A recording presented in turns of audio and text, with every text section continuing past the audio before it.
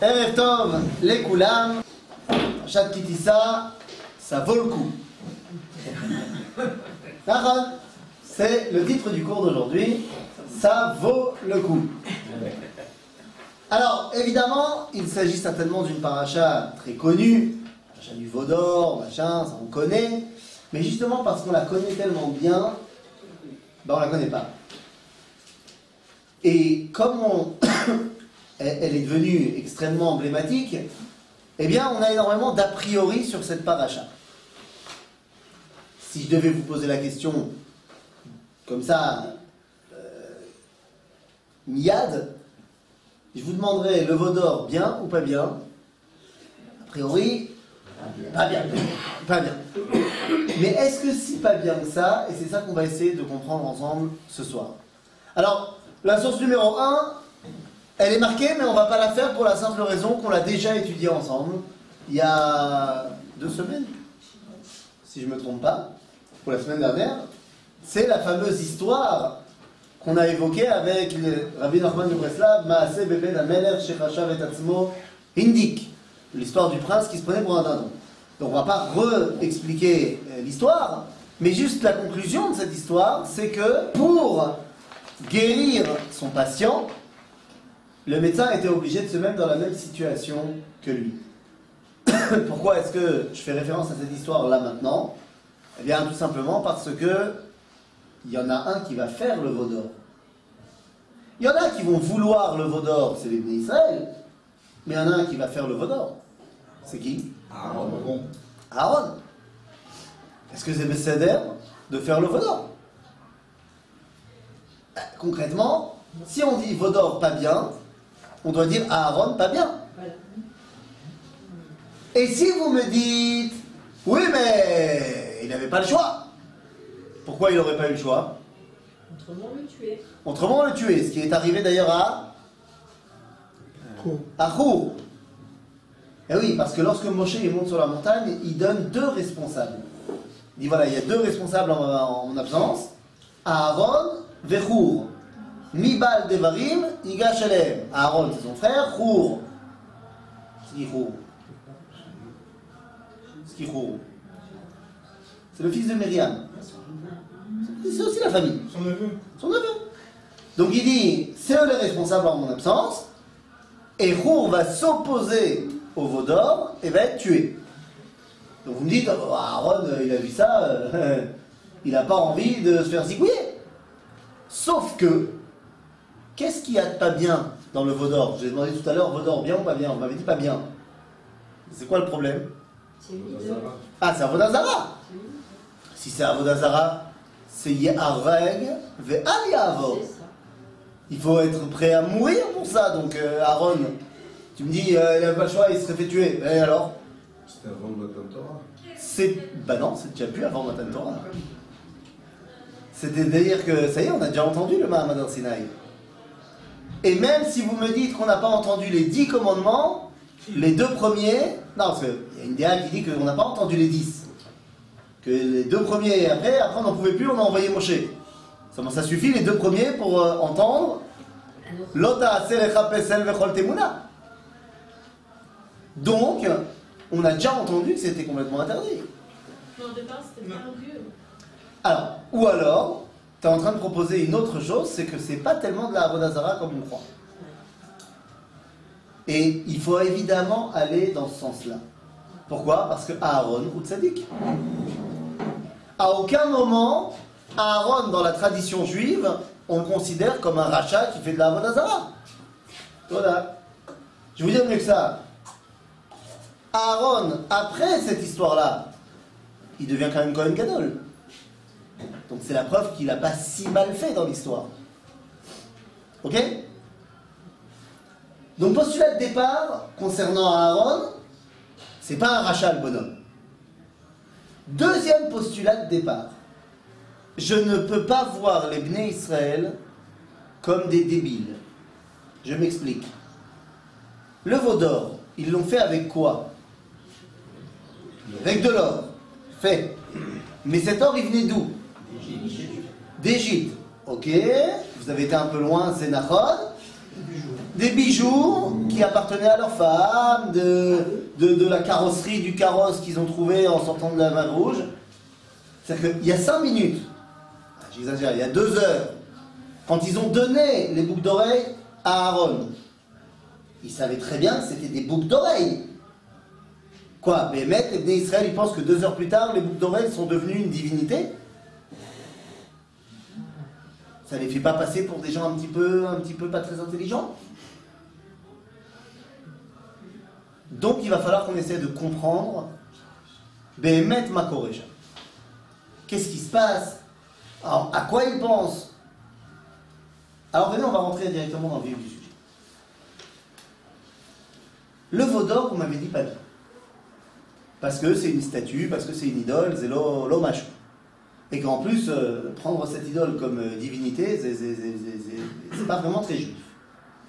Le seul problème, c'est que, en fait, on a fait uniquement ce qu'on devait pratiquement faire. Lorsque Dieu termine le dévoilement au mont Sinaï, eh bien, il va terminer par une petite série de mitzvot. On est marache à la fin de la paracha de Yitro. Et Dieu dit, le verset suivant dans la source numéro 2.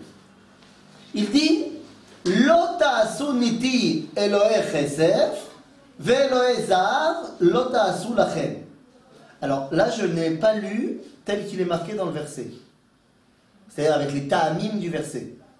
Avec les ta'amim du verset, l'indication de lecture qu'on lit au Sefer Torah, on devrait dire Lo ta'asu niti Elohe kesef ve'Elohe zahav, lo ta'asu lachem. C'est-à-dire que la virgule, on la met après iti et après zahav. Seulement moi, je vous l'ai lu autrement. Je vous l'ai lu en disant Lo ta'asu niti Elohe kesef, virgule, ve'Elohe zahav, lo ta'asu lachem. Pourquoi est-ce que je l'ai lu comme ça? Bien simplement parce qu'il y a une marloquette entre le Baal HaTe'amim et la Massoret de nos sages. Puisque c'est, tel que je viens de vous le lire, que Rashi l'a compris. Parce que lorsqu'on dit Lota Asun Iti Elohe Kesef, ça veut dire quoi? C'est-à-dire que pour moi, vous ne ferez pas de dieux d'argent. Et des dieux d'or, vous ne ferez pas pour vous. Ve'Elohe Zahav Lota Asun Lachem. Rashi nous explique le verset en nous disant, dans la source numéro 3, Elohe Kesef, Ba le'azir ala kruvim. Quand on te dit ne faites pas chez moi des dieux d'argent, ça vient nous mettre en garde pour les kruvim. Shema, she'ata ose otam la'amod iti, shelo yiyu shel kesef. C'est que lorsque tu vas faire des kruvim, les fais pas en argent. Donc ça veut dire que c'est quoi les kruvim? Ça s'appelle Elohe Zahav. Puisqu'on me dit Lota Asuniti Elohe Kesef, c'est pour te dire que les kruvim, ils ne doivent pas être faits en kesef. Donc c'est quoi les kruvim? C'est Elohe Zahav. C'est comme ça qu'ils sont appelés. Comment on traduit ça en français? Des dieux d'or. Donc quel est le problème? Si notre problème du veau d'or, c'est qu'ils ont dit El Elohecha Israël Asher Elucha Meretz Mitzrayim, mais en fait on dit pareil avec les kruvim. Et c'est Dieu qui nous a ordonné de faire des Elohe Zahav. Les kruvim, c'est quoi? C'est des statues en or. Et on leur donne le statut de Elohim. C'est très compliqué cette histoire. Donc finalement, quelle différence entre le veau d'or et les kruvim? Todava. Ah, ça c'est un veau et ça c'est des kruvim. Non, Todava. Et les kruvim c'est top cool et le veau d'or c'est bouh. Lama. Bien les amis, il est temps de comprendre qu'à aucun moment, les Béné Israël ne veulent remplacer Dieu. Le veau d'or, à aucun moment, n'est là pour remplacer Dieu. Comment Dieu est perçu aux yeux des Béné Israël à ce moment-là? Il y a déjà eu Mahamad al-Sinaï. Donc comment Dieu est perçu aux yeux et aux oreilles des Bnei Israël? Comment il s'est présenté? Qu'est-ce qu'il a dit? Quoi, Hachem, c'était c'est comme ça qu'il s'est présenté? Ah, il a commandé d'avancer. D'abord, il a dit Anochi Hachem Elohecha. C'est-à-dire qu'il s'est présenté en tant que Yud-Kei Vav-Kei. On le sait maintenant que Dieu, c'est Yud-Kei Vav-Kei, le tétragramme. Mais là, il n'est pas question de remplacer le tétragramme à aucun moment. Alors de quoi est-il question? Il est question de faire un krouv. Il est question de faire un krouv. Le veau doit être un krouv. C'est quoi un krouv? Ce n'est pas du chou. C'est vrai que c'est aussi du chou, mais c'est pas ça qui nous intéresse ce soir. Alors, c'est chérubin. C'est pas parce que tu me l'as francisé que c'est plus clair. Zénachon, krouvim. En français, c'est chérubin. Krouvim, chérubin. Ça veut dire, on a francisé le mot. Mais ça ne veut pas dire ce que c'est. Un malach. Un malach? C'est une statue. Un ange, c'est un malach. Non, mais c'est pas un ange là, c'est une statue. Ça vient de Caro qui est Non, c'est qu'un caf, c'est qu'un caf. C'est pas, ça s'écrit pas pareil. C'est pas mal, mais ça s'écrit pas pareil. C'est qu'un caf. Alors c'est quoi un krouv? Et les amis, la définition d'un krouv, c'est une moto. Ou un vélo. Ou une voiture. Ou un train. Allons-y. C'est-à-dire, c'est un moyen de transport. Dans toutes les cultures de l'époque, il y a des krouvim partout, dans toutes les cultures avec leurs divinités. Qu'est-ce que c'est que le krouv? C'est le moyen de transport sur lequel se trouve la divinité. En général, un animal avec des ailes. Dans la mythologie grecque, on connaîtra par exemple Pégase. C'est-à-dire, on connaîtra le char céleste de Hélios, le dieu soleil. À Krouvim, c'est ça, c'est un moyen de transport. Me dire, d'où tu sors ça? Mais c'est marqué mes fourrages dans Tehilim. C'est même pas, on n'a même pas besoin de l'inventer. C'est un verset noir sur blanc dans la source numéro 4. Tehilim Yutret, verset Yud Aleph. On nous dit, Vayirkav, on parle de Dieu. Vayirkav al krouv vayaof, vayede al kanfer ruach. Que Dieu chevauche son krouv et s'envole dans la galaxie. Donc ça veut dire qu'un krouv, c'est la moto de Dieu. Les Avdil, les chrétiens, ils ont la papa mobile. Il y a l'autre qui a la batte mobile. Et nous, on a les krouvim pour Akadosh Baruch Hu. C'est son moyen de transport. Agave, c'est ce que dira le Rambam dans Moreh HaNevuchim. Il expliquera là-bas que les krouvim sont la preuve que les Elohé Israël en no gouf et dmut hagouf. Il n'a pas de corps. Il dit parce que dans toutes les cultures, tu rentres dans le temple, dans le saint des saints du temple, tu vois le krouv, et dessus, tu vois trôner l'idole qui représente la divinité. Chez nous, tu rentres, tu vois les krouvim, donc tu cherches le divin ou au-dessus, et qu'est-ce que tu vois? Clou. Et c'est pour ça qu'on en a fait 2 et pas 1. Si on avait fait 1, on aurait pu penser que le krouv lui-même, c'est le Dieu. Il y en a 2, donc ça c'est que c'est pas ça le divin, c'est le moyen de transport, et dessus, il y a Dieu, mais il n'y a pas de corps. Tout ça pour vous dire que tant les krouvim qui vont nous être imposés que le veau d'or ici qui va être fait, le rôle n'est pas de remplacer Dieu, mais de lui faire un moyen de transport. Qu'est-ce que ça veut dire un moyen de transport? Un moyen de se dévoiler. C'est-à-dire quoi un moyen de transport? C'est ce qui va permettre de transporter le divin en image de là à là, des cieux jusqu'ici. Hein? Il y a le groupe déjà qui est un moyen de transport. C'est quoi? C'est quoi le groupe qu'il y a déjà? Tu parles des grouvim? Ça n'existe pas encore. Je te rappelle que si on suit Rashi, la paracha de Trouma Tetzavé, elle n'a pas encore eu lieu. Parce que Rashi nous dit que concrètement, Trouma Tetzavé, ça s'est passé après le veau d'or. Donc il n'y a pas encore les grouvim. Et même si tu me dis que c'est déjà Troumat et Tzavé comme Ibn Ezra, ils l'ont pas encore fait. C'est pas encore Vayakel Pkoudé. Donc dans tous les cas, il n'y a pas encore les coups. Mais ils savent qu'il va avoir. Soit tu vas selon Ibn Ezra et tu dis qu'ils savent qu'il va y avoir, soit tu vas selon Rashi et ils ne savent pas du tout qu'il va y avoir. Ok? Donc notre Vaudor n'est pas là pour remplacer Dieu. Alors il est là pour quoi? On a dit le Vaudor c'est Elohé Zav. C'est Elohim Shel Zav. Et vous savez qui il est censé remplacer? Ben évidemment, pas Dieu, mais Moshe. Il doit remplacer Moshe. D'où je sais. Ben regardez 2 secondes, sautez à la source numéro 6, 2 secondes.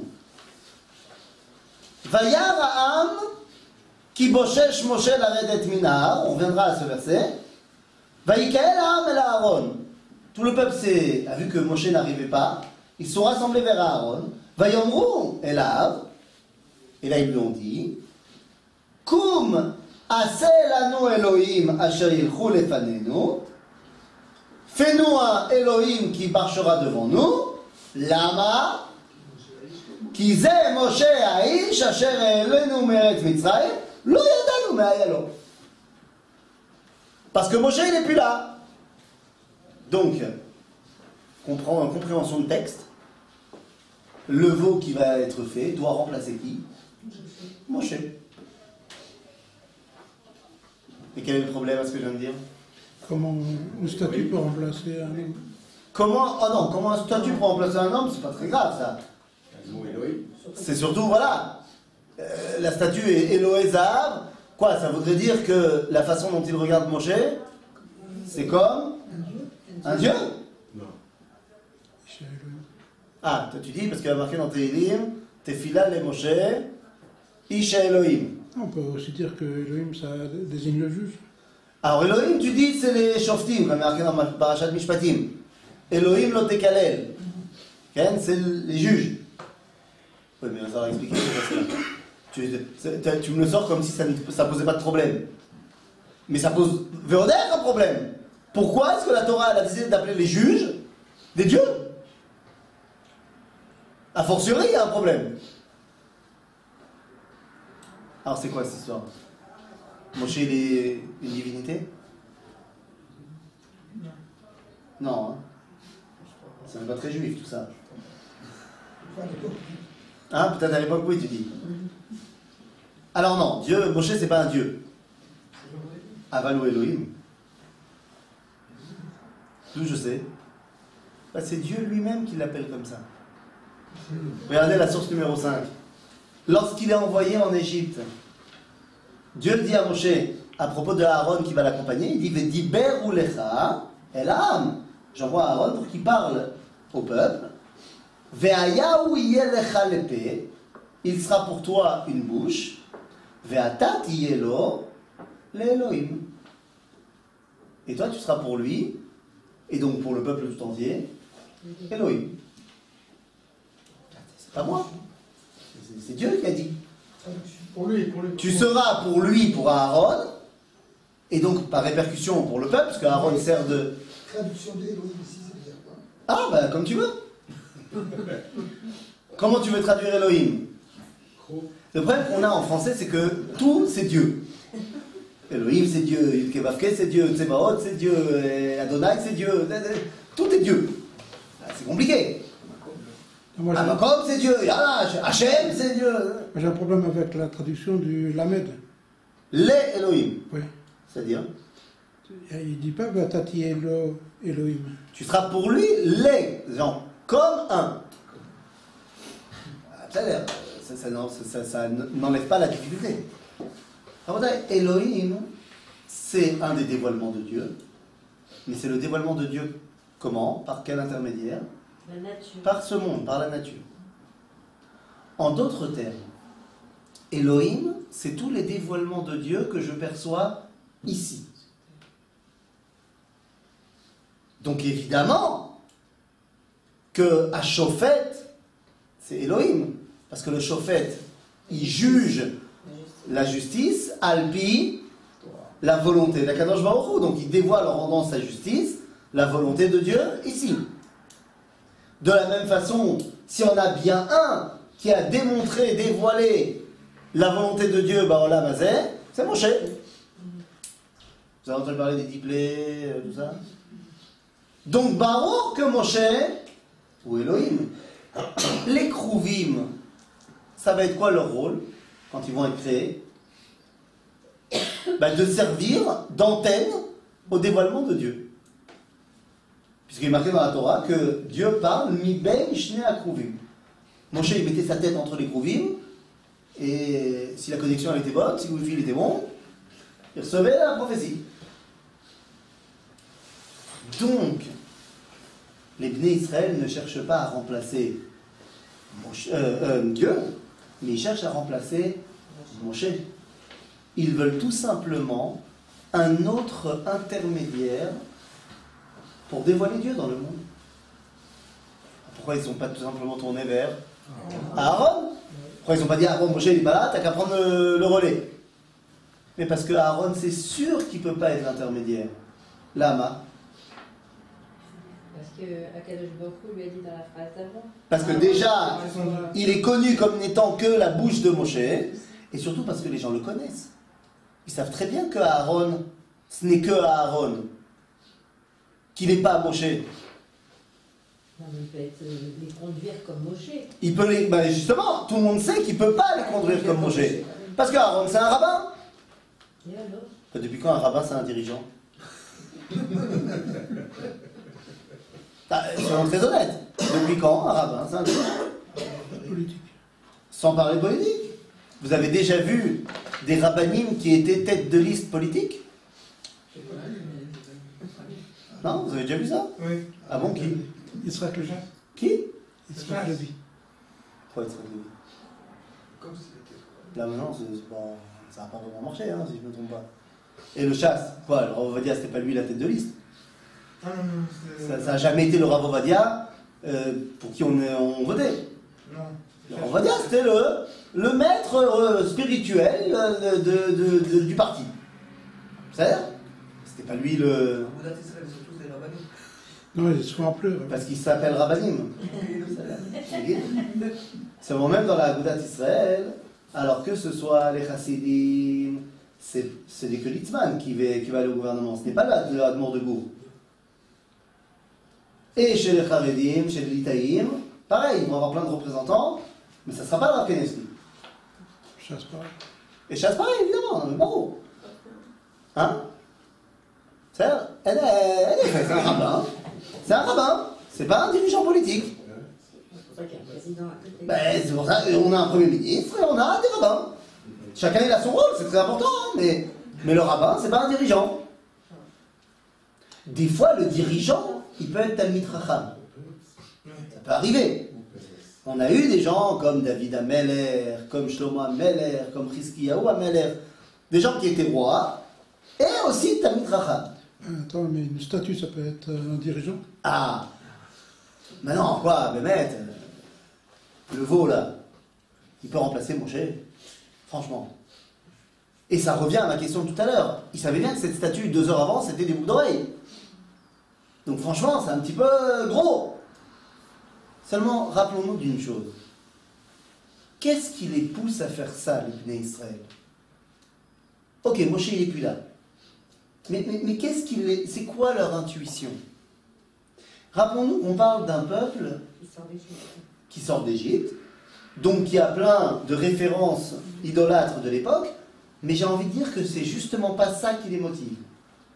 Parce que je vous rappelle que ce peuple-là, c'est le peuple de qui on dit que Ra'ata Shifra Alayam, Mashelora Yecheskel Anavi. C'est un peuple qui, à la traversée de la mer Rouge, s'est élevé à une dimension de prophétie qu'on compare à qui? À Yecheskel. C'est très intéressant. Alors on compare Dafka à Yecheskel et pas à Ishayahu ou Yirmiyahu.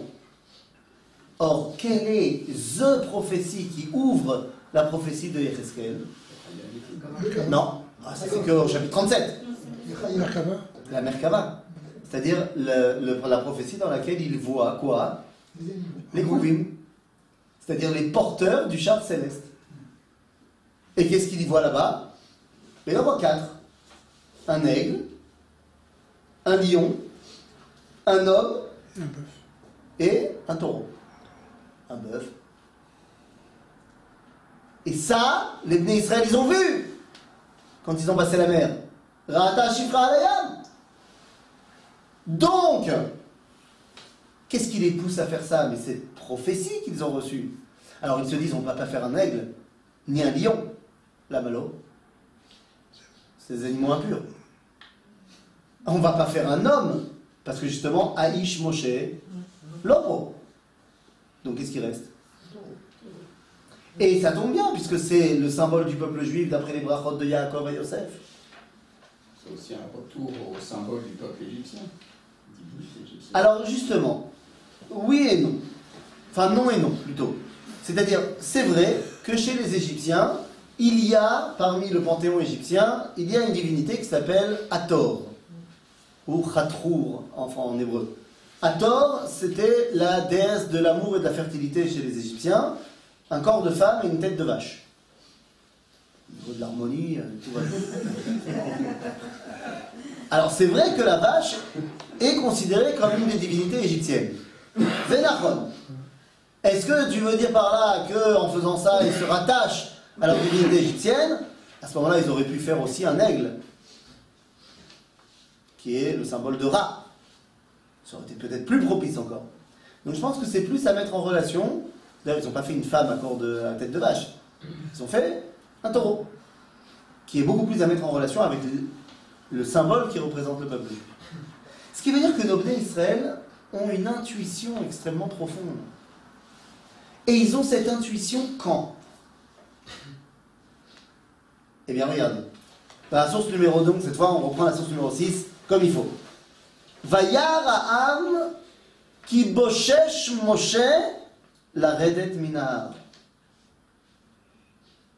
Mazé. Le peuple a vu que quoi? Que Moshe quoi? S'attardait. C'est-à-dire qu'il tardait de descendre. Donc maintenant, c'est bon qu'on a vu ça. On peut véritablement enlever l'incompréhension qu'on a sur un des versets de la paracha de Bereshit. Quand on nous dit que Adam ve'ishto ayu arumim ve'lo yitboshashu. Et qu'est-ce qu'on traduit tout le temps? Pas eu honte. Ils n'ont pas eu honte. Ça ne sait pas ce que ça veut dire. Parce que pour dire ils n'ont pas eu honte, on aurait dû dire ve'lo yevoshu. Milachon, boucha. Lo yitboshashu, ça vient de boshesh. C'est-à-dire que Adam ve'ishto ayu aromim ve'lo yitboshashu. Et ça n'a pas resté, c'est pas resté longtemps. Ils n'ont pas tardé dans cet état-là. C'est parenthèse fermée sur Bereshit. Vayaram ki boshesh Moshe. Chazal vont nous dire, ils ont vu que Ba'ashesh, Ba'asha'a Shishit, et d'après leur calcul, c'est le moment où Moshe devait rentrer, et il n'est pas là. C'est vrai. Mais sauf qu'au moment où Vayikael Ha'am ala Aaron, Vayomru elav kum aseh lanu Elohim, asher yelchu lefanu ki Moshe, ki zeh Moshe ha'ish, asher elanu be'eretz Mitzrayim, lo yadanu me'aya lo. Qu'est-ce que, à ce moment-là, qu'est-ce qui se passe en haut de la montagne? Au même moment, au même moment, Dieu donne à Moshe les premières louchot. Et il lui dit, Red kishichet amcha. C'est-à-dire qu'au moment où Dieu donne les louchot à Moshe, c'est le moment où les Bnei Israël s'éveillent au Vaudor. Là-bas. Bien tout simplement parce que si Dieu donne les louchot à Moshe, ça veut dire quoi? Ça veut dire que c'est le moment pour que le dévoilement du divin soit sur terre. Il a donné les louchot à Moshe. Vous croyez que c'est quelque chose que les gens ne ressentent pas? Bien sûr que les gens le ressentent. Sauf que dans la réalité, il a fallu 6 heures à Moshe pour descendre de la montagne. Mais les Bnei Israël l'ont ressenti. Ils ont ressenti au moment T que c'est le moment où Dieu doit être là. Donc ils ont dit à Aaron, Yallah, c'est toi le patron là, de Dieu, là. C'est toi le rabbin. Alors au boulot. Et d'ailleurs Aaron répond. Vayomer alehem Aaron, parkun nizme hazahav asher beozne neshechem, benechem vnotechem, veviu elai, ויפרקו כל העם את נזמי הזהב אשר באוזניהם, ויביאו אל אהרון. ויקח מידם, ויצר אותו בחרת, ויעשהו עגל מסכה, ויאמרו אלה אלוהיך ישראל אשר העלוך מארץ מצרים. Vraiment en remplaçant de Moshe donc. וירא אהרון ויבן מזבח לפניו, ויקרא אהרון ויאמר חג למי? להשם מחר. Et tout le monde est d'accord. C'est-à-dire qu'à aucun moment le veau ne remplace Hachem. Il remplace Moshe et il devient l'intermédiaire entre eux et Dieu. Et le problème c'est quoi? C'est qu'à ce moment-là, d'après tout ce qu'on vient de dire, c'est si grave que ça qu'ils ont fait. En fait, si ils avaient attendu les 6 heures, qu'est-ce qui se serait passé? Moshe serait descendu, il aurait donné les tables, et qu'est-ce qu'il aurait dit qu'il faut faire? Une statue en or. Il aurait dit de faire des crouvim, statue en or. Et on aurait fait les crouvim, et tout le monde aurait été content. Un peu compliqué cette histoire. Pourquoi ça dû faire des coups? Bah, c'est prévu dans la parasha de Trouma de faire des crouvim. Donc c'est ce qui doit être fait. Mais le problème c'est que Hachem, il n'a pas eu Rachi. C'est ça.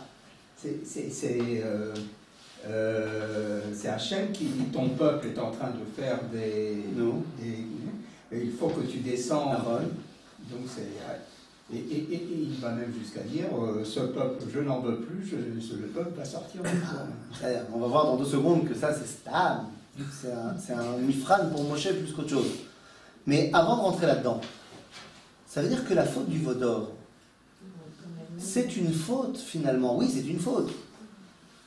Mais c'est une faute qui est due à une intuition extrêmement profonde et bonne et vraie. Et c'est une faute d'empressement. Ils ont voulu faire trop vite, trop bien, et c'est sorti caput. Mais l'intuition et la raison qui les a poussés à, elle est très bonne. Combien de fois ça nous est arrivé à nous, à nos enfants, de vouloir aller trop vite et de faire trop vite une chose, et ça sort pas du tout comme il faut. Que si on avait pris le temps, maintenant, cette histoire de veau d'or, il y en a qui ont recommencé plus tard le veau d'or. Tu as entendu parler d'autres veaux d'or après dans l'histoire? Ben voilà, parce qu'a priori, celui qui a vu la fin du film, c'est que le veau d'or, ça s'est pas très bien fini.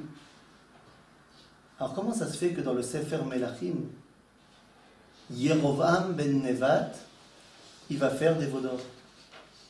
Quoi, il n'a pas lu Parashat qui dit ça? Regardez ici dans la source numéro 7. ויאמר ירבעם בליבו, עתה תשוב הממלכה לבית דוד, אם יעלה העם הזה לעשות זבחים בבית השם בירושלים, ושב לב העם הזה אל אדוניהם, אל רחבעם מלך יהודה, והרגוני, ושבו אל רחבעם מלך יהודה. ויבעץ המלך ויעש 2 עגלי זהב, ויאמר עליהם רב לכם מעלות ירושלים, הנה אלוהיך ישראל אשר העלוך מארץ מצרים, וישם את האחד בבית אל ואת האחד נתן בדן.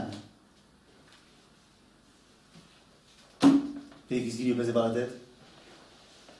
Il n'a pas lu la parasha de Kitissa, il ne sait pas que c'est pas une bonne idée. Toi, tu n'as pas traduit pour... J'ai pas traduit pour pour les gens qui ne seraient pas encore hébraïsants. Il y a des gens comme ça? Oui. Oui, c'est vrai. Incroyable. Incroyable. Mais pourtant vous êtes juif. Mais vous parlez le juif, non? Salomon, il est juif. Salomon, il était juif. Et il parlait très très bien hébreu avec certes un petit accent français. Hein? Et Rotrim. Shlosha Anashim Nichnasu le Bet HaKnesset.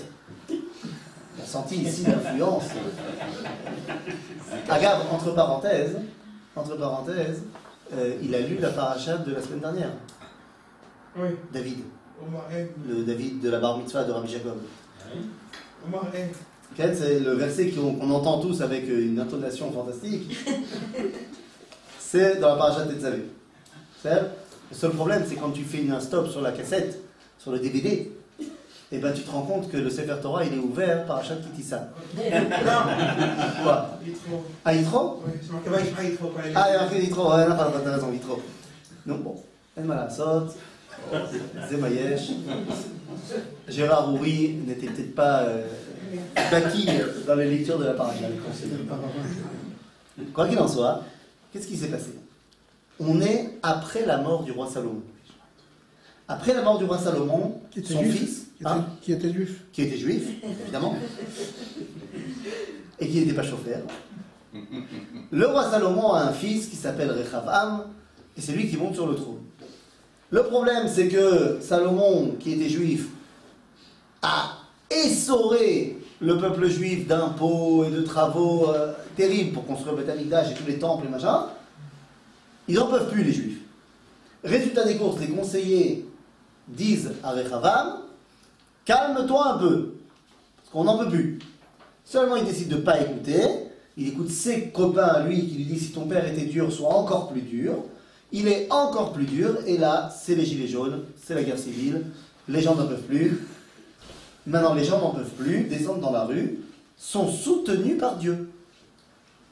Qui dit effectivement, Rechavam, il a fait n'importe quoi. Et donc, Dieu envoie un prophète, Achia Shiloni, pourquoi faire? Pour diviser le pays. Et Achia Shiloni va placer sur le trône du royaume d'Israël Yerovam ben Nevat. Ce qui veut dire que ce Yerovam national, son pouvoir lui vient de Dieu. Et c'est donc ainsi qu'il dit, il faut que j'empêche mon royaume, les Juifs de mon royaume, de retourner à Jérusalem. Pourquoi? Eh bien parce que s'ils vont à Jérusalem, ils vont voir les Krouvim, et ils seront réattirés par ça. Et ils reviendront sous la tutelle de Rechavam. Or, Dieu ne veut pas, Dieu veut qu'il y ait un schisme. Donc il faut que je les empêche de venir à Jérusalem, mais il faut que je leur propose une alternative religieuse. Et donc je fais quoi? Parce qu'il a déjà marché en tant qu'alternative religieuse. À savoir, Egel Zahav. Et regardez ce que dit ici, dans la source numéro... Mais là c'est des juifs. Hein? C'est considéré comme des juifs, puisqu'ils doivent faire des zvachim. À qui ils font les zvachim? Au faux. Non. Ah, putain. Il dit comme ça. ויבעץ המלך ויעש שני עגלי זהב, ויאמר עליהם, il a dit au peuple juif, רב לכם מעלות ירושלים, הנה אלוהיך ישראל אשר העלוך מארץ מצרים, וישם את האחד בבית אל ואת האחד בדן. Il a dit qu'il fallait faire des zvachim. Il dit il ne faut pas qu'ils aillent faire les zvachim à Jérusalem. Donc ils vont les faire. Ah ben ils vont les faire ici, mais pas au veau. Ils vont les faire à Dieu, mais ici. Ok? Maintenant, d'où est-ce qu'il sort ça? Vous allez me dire peut-être que Yerovam c'était juste un rachat. Mais le problème c'est que le Talmud dans Maseret Sanhedrin nous dit la chose suivante. Tanu Rabbanan, Menaché Melech Yehuda, c'était pas le plus grand tzaddik qu'on ait connu. Aya shone 55 panim betorat kohanim. Menaché Melech Yehuda, qu'on ne connaît pas comme étant un grand tzaddik, il était capable de donner 55 commentaires du livre de Vaïkra. Il a rien fait. Keneged Shene Malchuto. Achav, lui, il était capable de donner 85 commentaires de Vaïkra. Aval Yerovam, 103. Yerovam, il donnait 103 commentaires du livre de Vaïkra. Basé 103. Kegematria Egel. C'est-à-dire qu'il donnait 103 commentaires de pourquoi il fallait faire le Egel. Mais ces commentaires, ils viennent d'où? De la Torah. Donc c'est pas quelqu'un qui est stam. Et c'est pour ça que dira ici, et je ne sais pas d'où il sort ça, Flavius Joseph, dans Kadmoniot à Yehudim, lorsqu'il repasse sur l'histoire juive, eh bien Flavius Joseph dira la chose suivante. Il parle de Yerovam, et il dit, Vekach amar lahem Yerovam le'am Israël, lechu vena'avod la'agalim, shekach kimdumani asa Aaron ken bamidbar. C'est-à-dire de qui il s'est inspiré Yerovam? D'Aaron. Expliquez cette histoire. Donc ça veut dire que les Bnei Israël ont fait une erreur. Mais cette erreur, elle a des racines. C'est pas sorti de nulle part. Et quand on analyse le pourquoi profond de pourquoi ils ont fait ça, c'est pas si grave que ça finalement. D'ailleurs, la faute du veau d'or qu'on vient d'expliquer comme étant une faute d'empressement a été pardonnée ou n'a pas été pardonnée au final? A été pardonnée. Il va y avoir le fameux verset qu'on connaît, qu'on dit à Yom Kippour, Vayomer Hashem, Salarti Kidvarecha. Alors oui, il y a 3000 personnes qui vont être tuées. Les provocateurs, les inciteurs, les gilets jaunes violents. Ça d'ailleurs. Aval, ça a été pardonné. Il y a une autre faute, inverse, qui n'est pas une faute d'empressement, mais qui est une faute de retard. Qu'est-ce qui est plus grave? De vouloir aller trop vite ou de rater le train? De rater le train. Il s'agit de la faute des explorateurs. Et si la faute du veau d'or a été pardonnée, la faute des explorateurs, c'était le moment de partir en Israël, ils ont dit non, toute la génération y est passée dans le désert. Donc on voit que la faute du veau d'or est quand même beaucoup moins grave que la faute des explorateurs et prend ses racines dans quelque chose de gadol. Il y a peu de la débauche aussi. Où? Avec la faute du veau d'or. Tu peux répéter la question? Est-ce qu'il n'y aurait pas également de la débauche qui soit venue avec le veau d'or? Et ça s'appuie sur le verset qui a marqué Vayakumu letzachek. Alors le tzachek, ça n'a pas toujours une connotation extrêmement positive. David, sauf que... David aussi, quand l'arche elle arrive. Ou Kam veroked moula Aaron letzachek. Et qu'est-ce qu'elle dit, Michal? Et Michal n'est pas contente. Comment ça, tu fais honte? Le problème, c'est qu'on retrouve aussi cette notion de letzachek chez qui? Chez Yitzhak. Que lorsque Avimelech voit qu'il est marié en fait avec Rivka, il les a vus en train de letzachek. Donc ça veut dire que cette notion de letzachek, elle n'est pas forcément négative. Quand tu es Yitzhak, c'est très positif, c'est kadosh. Quand tu tombes, tu tombes. Donc oui, à l'époque du veau d'or, il y en a qui sont tombés. Bien sûr, happés par cette dimension qu'ils n'arrivaient pas à contrôler. Mais c'est pas ça qui est l'essence du pourquoi. Ok, ce n'est qu'un symptôme. Mais il y a un rapport que dans les deux cas, dans ces deux fautes-là, on parle des attributs de Dieu. C'est-à-dire Hachem. C'est là maintenant. Dans les deux cas, dans le veau d'or et de l'explorateur. Mais dans les explorateurs, on la connaît déjà. Oui, mais pourquoi c'est de là? Et parce que c'est les fautes les plus importantes du désert. Il y a une petite différence entre les deux, mais... Une grosse différence entre les deux. Celle du veau d'or, elle a été pardonnée, celle des explorateurs, elle n'a pas été pardonnée. Jusqu'à aujourd'hui. Le problème, c'est quoi? C'est qu'on se rend compte en fait que cette histoire-là, cette histoire de l'origine qui a amené au veau d'or, on a dit que c'était une origine qui était pure et qui a amené finalement à faire une erreur de jeunesse. Il nous dit le Sefer HaZohar que cette faute, cette pulsion qui a amené à la faute du veau d'or, va revenir. Il va revenir quand? Le verset nous a dit Vayar Ha'am ki boshesh Moshe. Et donc, on va nous dire ici le Sefer HaZohar, dans la source numéro 10, Ki beshnat shesh meod, ki boshesh. C'est-à-dire quoi, ki boshesh? Ki ba shesh. Mais c'est quoi shesh? Ki ba ashana shesh meod, la elef hashishi, yipatru sha'arei hachokma lemala, umarbouei hachokma lemata, veitukan ha'olam likrat italuto ba'elef hashevi. En français, dit le Sefer HaZohar, lors de l'année 5600, 600e année du 6e millénaire, donc 5600, la Géoula commence. Les sources de la sagesse d'en haut et d'en bas vont s'ouvrir et le monde sera en train de se préparer à rentrer dans une autre dimension dans le 7e millénaire. 1840. 1840. Qu'est-ce qui s'est passé? Il y a eu quelque chose. Ah bah oui, il y a eu quelque chose. Les élèves quoi Non. Pas les élèves Tu as grave? Les élèves du Gaon de Vilna, ils sont venus un peu avant. Et ils ont écrit le livre Kol Hator, la voix de l'année 600. Justement, pour parler de ça. Concrètement, ce qui s'est passé en 1840, c'est la révolution industrielle. C'est le moment où le monde commence à devenir industrialisé. Et c'est donc pour nous le moment où le monde se prépare à rentrer dans une autre ère. Et effectivement, le monde d'avant 1840 et le monde d'après n'a plus rien à voir. Le paysage n'a plus rien à voir, les conceptions n'ont plus rien à voir. Les élèves du Gaon de Vilna, ils vont mettre par écrit dans le livre Kol Hator toute la Torah de leur Rav qui va leur permettre de survivre à cette époque-là. Je dis bien survivre à cette époque-là. Pourquoi? Eh bien parce que c'est un vent de folie messianique qui s'est emparé des Juifs, Beshnat Tavresh.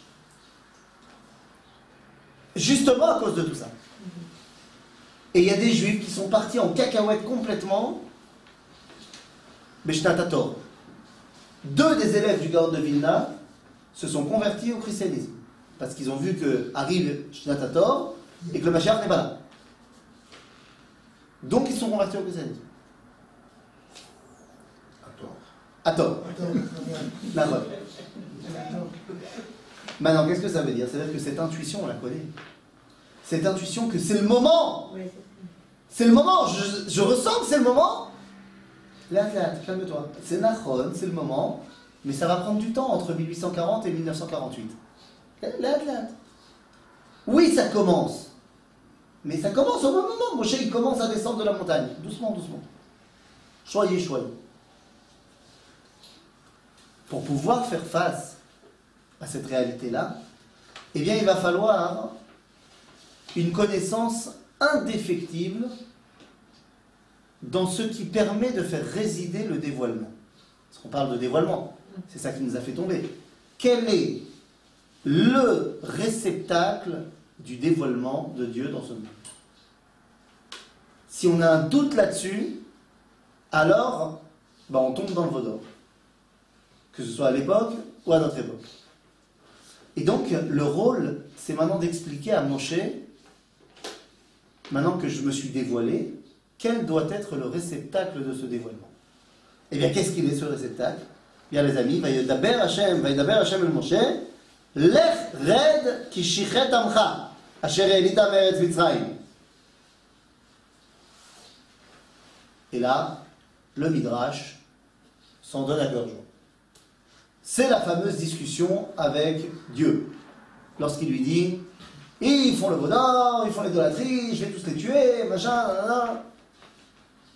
Et là, qu'est-ce qui se passe? Moshe va faire quelque chose. Il arrive en bas, et qu'est-ce qui se passe en bas? Regardez, sautez la source numéro 12, dans la 13.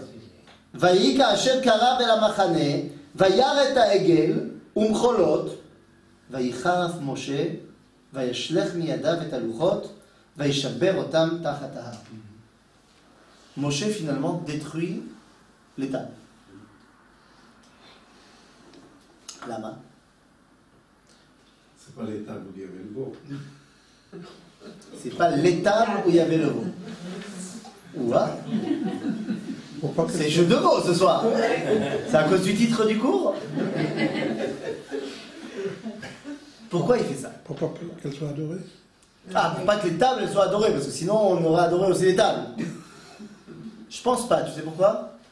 Parce qu'il y avait Moshe. Et il aurait dit, mais n'importe quoi, arrêtez vos bêtises. Il brise les tables pour une raison très simple. Il y a une machloket. Il dit le Midrash Tanchuma que lorsqu'il arrive devant les Bnei Israël, le veau d'or, alors Dieu il dit, bon, je vais tous les tuer. Et Moshe il dit à Dieu, l'âme, il dit, mais regarde le veau d'or. Moshe il dit, ça va, tu sais très bien que c'est rien ce veau d'or. C'est cloum. Tu as testé pour du cloum. Il dit, non mais c'est interdit. Je dis, comment ça c'est interdit? Bah oui, c'est interdit de faire une représentation divine. Je dis, ah bon? Pourquoi ça, tu sais que c'est interdit? Il dit, mais comment ça c'est interdit? C'est dans les 10 commandements, l'ota, c'est les rappels, ça le chol, Et Moshe il dit, ah bon, c'est marqué où? Il dit, comment ça c'est marqué où? Dans les tables que tu tiens dans la main? Pouf, cassé, c'est marqué où? C'est plus marqué. Qu'est-ce que ça veut dire? Ça veut dire qu'il y a maintenant une stira. Il y a une controverse entre Am Israël et la Torah, le Chot Abrit. Et il faut prendre une décision. Qui briser? Les deux ne peuvent pas coexister. Dans la Torah, il y a marqué Assour, Pesel Vechol Temuna. Et Am Israël, ils font Pesel Vechol Temuna. Donc si les choses restent en l'état, ça va imploser. Il faut faire retomber la pression, il faut se débarrasser d'un des deux. Et tout le mifran que Dieu fait à Moshe, c'est est-ce que tu comprends qui il faut briser? Ou en d'autres termes, est-ce que tu comprends qui est le réceptacle du dévoilement? Est-ce que c'est la Torah ou est-ce que c'est le peuple juif? Et le Midrash va nous dire, ce machal très, très joli, que Moshe a dit à Dieu, une chaise avec trois piliers, avec trois pieds, oui, pieds, ne tient pas. Tu veux qu'une chaise avec un pied tienne? Ça veut dire quoi ça? Il y avait Abraham, Yitzhak et Yaakov qui les soutenaient et ça va pas marcher? Et quoi, Moshe ça va marcher? Parce que Moshe comprend à ce moment-là quelque chose de fondamental. Je ne sais pas si on peut le traduire en français. Il comprend que Abraham, à l'origine, il est Avram. Avram, ça veut dire quoi? C'est un père grand. En tant que tel, c'est un papa grand, Avram. Moshe, il comprend qu'il n'est que Ben Amram. Il comprend qu'il n'est que le fils d'un peuple grand. Ben Shel Amram. Et donc, il ne peut pas remplacer Abraham, Yitzhak, Yaakov. Il est au service du peuple juif. Un des grands descendants, enfin pas direct, mais un des grands successeurs de Moshe, le Rav Kook, avait l'habitude de signer toutes ses lettres. Il signait, il disait Avraham, Yitzhak, Yaakov et Kook. En dessous, il marquait Eved le'am kadosh. C'est comme ça qu'il se voyait. Serviteur d'un peuple saint. C'est-à-dire, Moshe comprend à ce moment-là que s'il faut briser un des deux, on brisera la Torah. En d'autres termes, s'il faut sauver un des deux, on sauvera le peuple juif. Parce que le dévoilement de Dieu passe d'abord par le clan d'Israël avant de passer par la Torah. Et ça, il fallait le comprendre après le Vaudor. Est-ce que tu comprends que c'est Am Israël qui doit être porteur du dévoilement? Évidemment, dans l'idéal, avec la Torah. Mais ça passe par le peuple juif. Moshe le comprend très bien lorsqu'il va briser les tables. Et c'est ce que va nous dire ici le dernier Rashi de la Torah. Lorsqu'on nous dit le Chol Hayad Achazaka Asher Asa Moshe, avec toute cette main forte qu'a fait Moshe, Rashi termine son commentaire de toute la Torah en disant Shenas'o libo lishbor et aluchot le'enehem, sheneemar ve'shaberem le'enechem, ve'iskima da'at HaKadosh Baruch Hu le'da'ato. Dieu a accepté que Moshe brise les tables. Et il lui a dit Sheneemar Asher shibarta, les tables que tu as brisées, Yishar kochacha sheshibarta. Shkoyer. Bien joué d'avoir brisé les tables. Bien joué que tu as compris qu'il fallait préserver, quoi qu'il arrive, le peuple d'Israël. Et la preuve que ce que je dis est vrai, c'est que juste après, qu'est-ce qu'il dit à Moshe? Je t'en ferai une autre. Non. Il n'a pas dit je t'en ferai une autre. Il a dit faisons une autre. C'est un petit peu différent, mais c'est toute la différence. Et oui, qu'est-ce qui est plus fort, les premières tables ou les deuxièmes tables? Qu'est-ce qui est plus grand? A priori, on dit les premières, elles s'étaient faites complètement par Dieu, on voyait à travers et tout, machin. Agave, elles étaient écrites avec quel alphabet? Achouri. Achouri, c'est-à-dire, tu veux dire quoi quand tu dis Achouri? Achouri, c'est comme nous aujourd'hui. Oui. C'est ça que tu veux dire? C'est l'hébreu qu'on connaît là sur la feuille. C'est pas l'hébreu, Achouri, c'est du. Alors c'est quoi? Dans les pièces de 10 shekels, c'est écrit en hébreu. L'alphabet qu'on utilise maintenant. C'est ça que tu appelles Achouri. Achouri. Donc, je dis, tu dis, c'était écrit avec le même alphabet que nous on utilise aujourd'hui, en hébreu là. D'accord? C'est ça que tu veux dire? Mais les Shomronim, eux, ils écrivent en... Attends, je veux comprendre ce que toi tu me dis. C'est ça que tu veux dire? Tu veux dire que les tables, elles étaient écrites avec notre alphabet hébraïque, de maintenant. Oui. C'est ça que tu veux dire? C'est ce que pense le Talmud de Babylone. Le Talmud de Jérusalem, lui, il pense que c'était écrit avec l'alphabet de l'ancien hébreu, qu'il y a dans la pièce de 1 shekel, 10 shekels. C'est-à-dire, c'était de l'hébreu, c'est Aleph, Bet, Gimel, Dalet, mais c'était écrit différemment. Pourquoi? Eh bien, le Talmud dans Masechet Megillah de Bavli, il dit que même Vesamer Shebeluchot, Benes Ayomdim, même Sophite et le Samer, qui sont fermés, ben, ils tenaient miraculeusement, parce que l'intérieur, c'est vide, donc ça tenait miraculeusement. Donc ça veut dire que c'était écrit comme nous. Seulement, cette même Gemara dans le traité de Megillah, mais dans l'Yerushalmi, il dit Aïn Shebaluchot Benes Ayaomed. Or, en ancien hébreu, c'est le Aïn qui est de forme ronde, ellipte. C'est un œil. Alors que le même et le Samer, eux, c'est des traits qu'on peut très bien faire sans miracle. Donc, Machloket, est-ce que c'était écrit en hébreu comme aujourd'hui ou en ancien hébreu? L'homme Shem. Le fait est que lorsque il va y avoir la création des premières tables, c'est uniquement Dieu qui les fait. Alors, c'est génial, mais il n'y a aucune participation de l'homme dans le dévoilement. Dans les deuxièmes tables, c'est toujours Dieu qui écrit. Mais, Yomer Hashem el Moshe, dans la source numéro 15, Psol lecha shne luchot avanim karishonim. Fais-toi, toi, les pierres. Taille-moi, c'est toi qui vas me tailler. Et moi, j'écrirai ce que j'avais écrit sur les premières. En d'autres termes, les deuxièmes luchot sont beaucoup plus grandes que les premières, puisqu'elles marquent la participation de l'homme, du peuple juif, au dévoilement de Dieu. Et lorsque là, Moshe il a compris ça, alors c'est bon. Ben, on réussit l'examen, et ça y est, la Torah peut arriver au peuple. Ça y est, le Dvar Hashem peut s'être dévoilé ici. Et c'est la raison pour laquelle la halacha, dans le tour, c'est vraiment pas un truc de Haggadah, c'est halacha, nous dit la chose suivante. Birkat Torah me'od tzarich leizaher ba. Dit le tour, il faut faire très attention dans Birkat Torah. C'est de quel Birkat Torah on parle? Quand on dit le matin, Baruch ata Hashem Elokeinu melech haolam, asher bachar banu mikol ha'amim, tananu et torto, Baruch ata Hashem, noten la Torah. C'est Birkat Torah.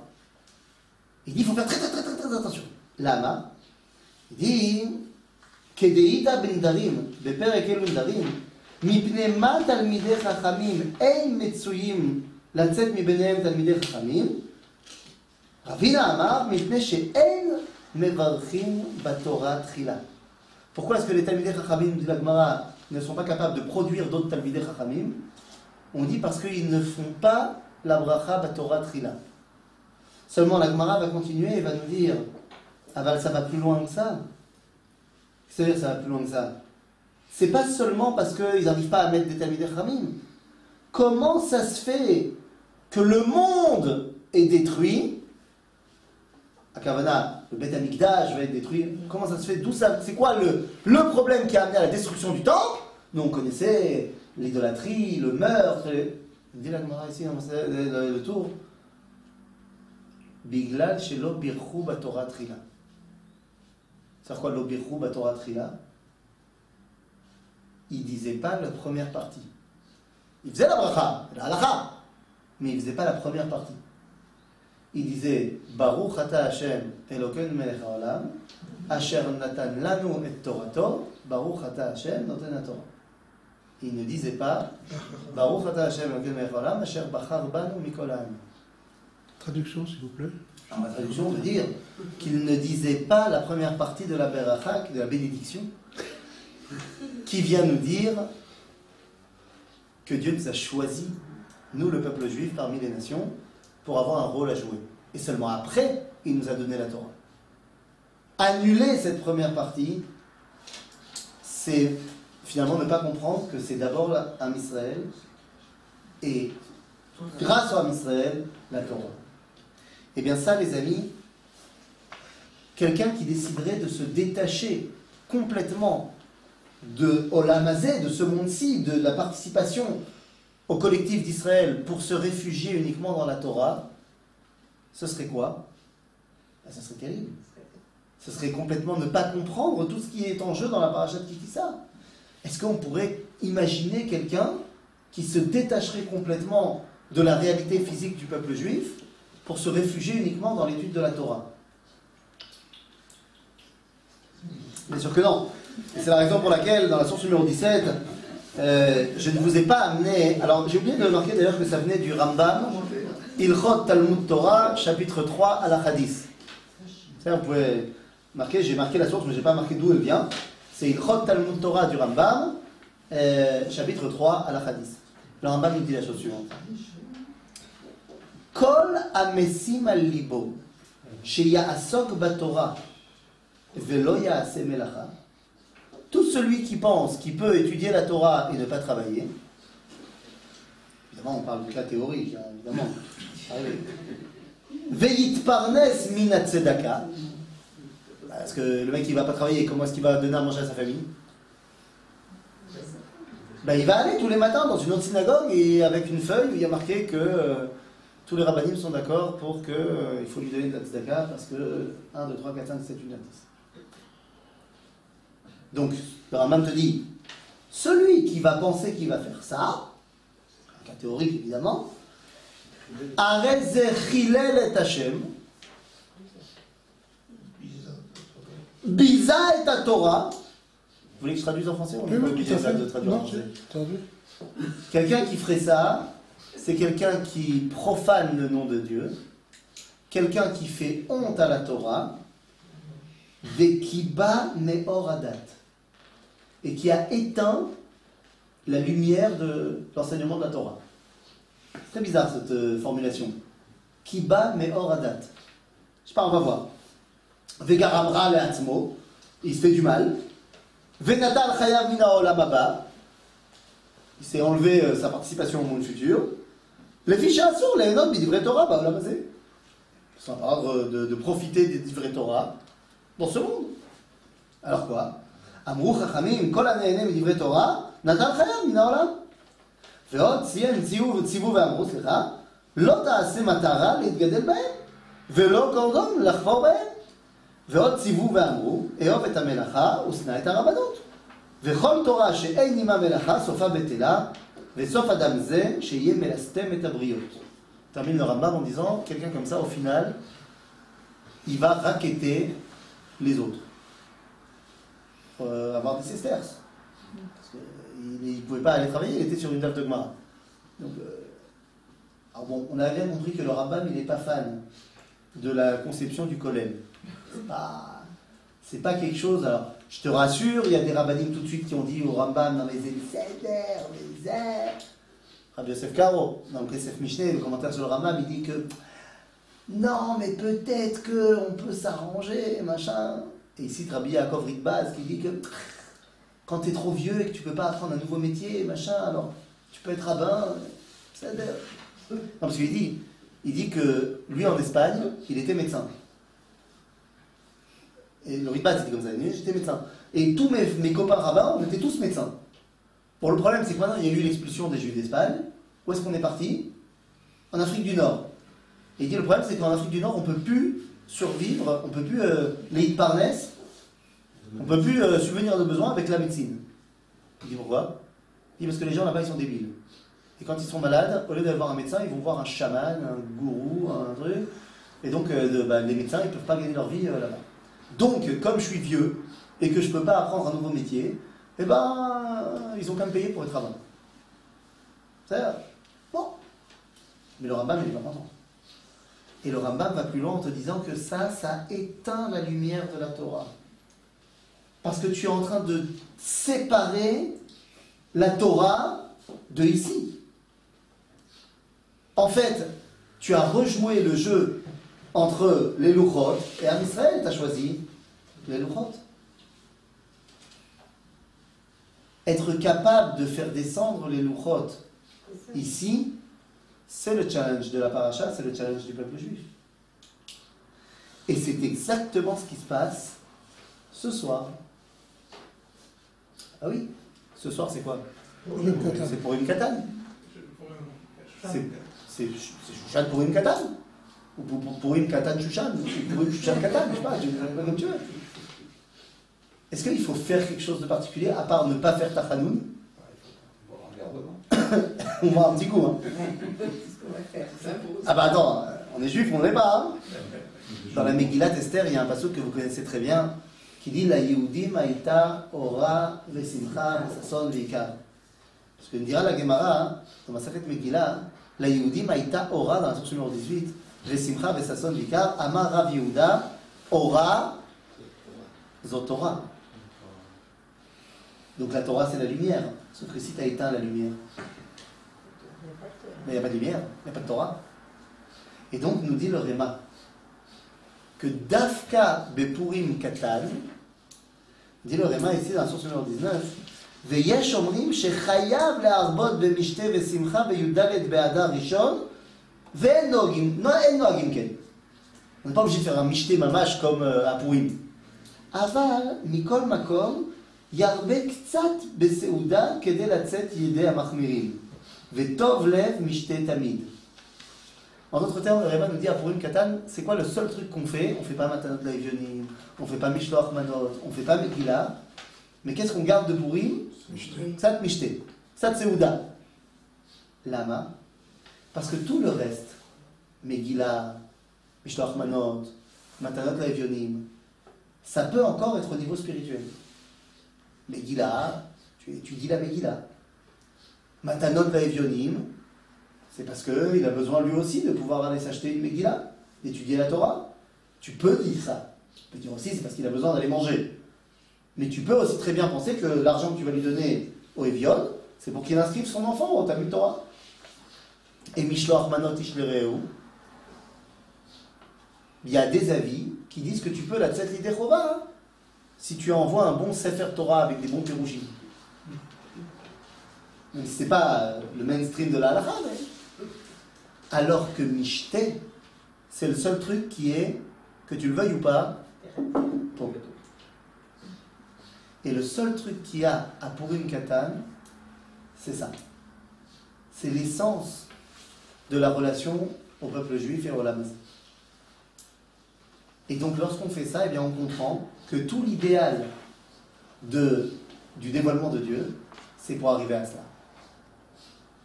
Et lorsqu'on fait ça, et qu'on mange, et qu'on va faire notre petit michté demain, eh bien on va se rappeler d'une chose. Qu'on va faire le tikkun de Chet HaEgel. Quel est le problème du Hegel? En fait, on n'en a pas parlé du tout. Le problème d'avoir fait un veau. Le problème d'avoir fait un veau, nous dit Teilim, le problème du veau en lui-même. Vayamiru et kevodam. Lorsque le Sefer Teilim parle de nous ayant fait le veau d'or, il dit qu'on a fait abstraction de notre kavod, de notre honneur en tant que peuple juif. Lama, parce qu'on a fait un tavnit shor ochel esef. Le problème du shor, c'est qu'il mange de l'herbe. Ok, c'est pas le problème. C'est que comment il fait pour manger de l'herbe? Eh bien, il baisse sa tête vers la nourriture. En d'autres termes, le shor, il s'abaisse pour manger. Alors que l'homme, il lève sa nourriture vers lui.